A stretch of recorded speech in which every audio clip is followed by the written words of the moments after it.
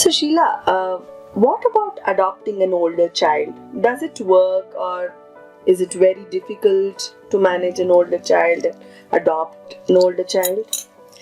Well, what we have seen is people universally prefer, for obvious reasons, to adopt infants or babies. Yeah.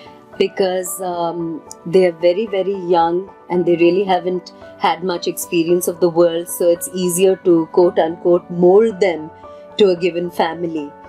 But this does not mean that older children adoptions have not been successful or that they will not be successful. Again, it is about really understanding what it requires to adopt an older child. So older children, even as old as just 2 or 2.5, already come from certain life experiences. Yes. Because by then they understand the world around them to some extent. They recognize people. They have known several people, whether it's their biological parents or whether it is people in the institution. So they have already formed some attachments, some relationships.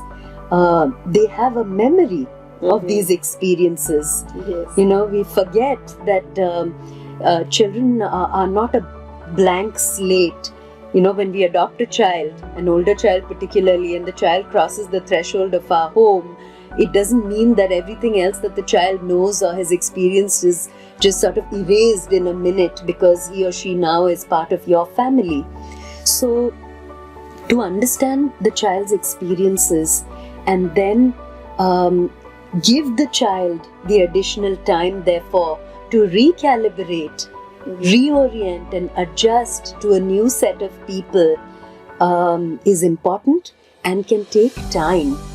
So how do we bond with older children? How do you spend more time?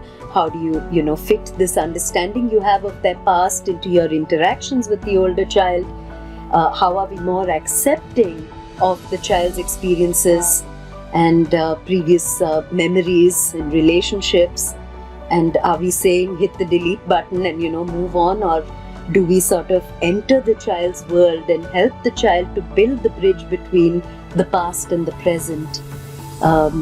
That's what would make older child adoption successful, and it's possible.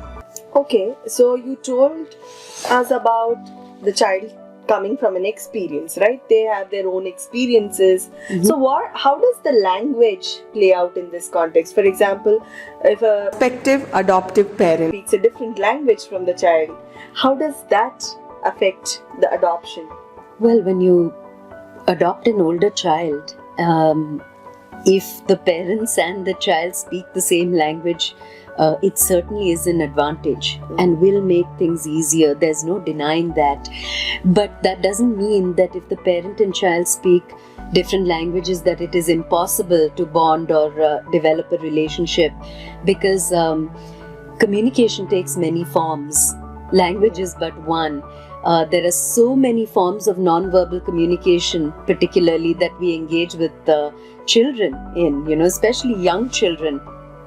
And we use short phrases, words, actions, pictures. So all this can be used with an older child who's adopted, just like we do with any child that we communicate with who is young. And children particularly are very good at picking up languages. They're very fast. Their abilities to learn new language are so much higher than adults. So, given some time, they will pick up the language of the family and of the parents. So, while language is an issue that would have to be addressed, I don't think that this is a major hurdle. Okay. And what about the religion of the child? Like previous religion the child would have practiced with the biological parent or in an institution. How do we address this issue in the context of adoption? Is it going to be a hurdle in the adoption? What is your perspective? Well, I think that goes back to our reasons for adoption. Firstly, it's about our notions and what ideology we bring. Is religion the critical thing or is the child the critical thing?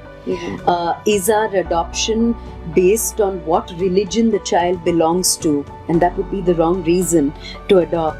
So if it doesn't matter and the child is who matters to us, then the religion shouldn't matter to begin with. And if it's an older child and the child, let's say, has certain practices, a child who is Muslim who is used to doing namaz, or a child who is Christian may have certain other practices and beliefs about Christianity, Jesus, candle lighting, etc., or a Hindu child that is adopted by a Christian family wants to do certain kinds of prayers. I believe that these things should absolutely be permitted, because these religious practices, just like the child's name, are a part of the child's identity. And if we try to take away these practices, then an older child is likely to feel rejected. He or she is not likely then to adjust easily, because he or she does not feel accepted by this family, right? It's an experience of rejection when you're told that this is not okay and you can't do this in our family. So what we do then is to allow the child to comfortably do whatever he or she is used to doing. Okay. Right? Again, like I said, it's about building the bridges between the past and present. You can also offer this child your religious practices if you have any, and the child could, if the child wishes, practice both, but ultimately it should be the child's choice to practice one or the other or both. But your stance as an adoptive parent needs to always be that you are welcome to choose and believe whatever you wish, because that is then true acceptance. It's not. And that's how we are welcoming the child to the family. Absolutely. Yeah.